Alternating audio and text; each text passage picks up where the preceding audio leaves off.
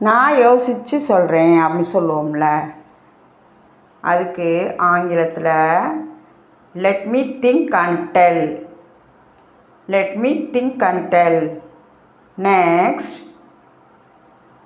நீங்கள் வந்ததில் மகிழ்ச்சி அப்படின்னு சொல்கிறதுக்கு ஆங்கிலத்தில் glad you came. glad you came. next, அவ இப்போ பிஸியாக இருக்கா அப்படின்னு சொல்கிறதுக்கு ஆங்கிலத்தில் she is busy right now.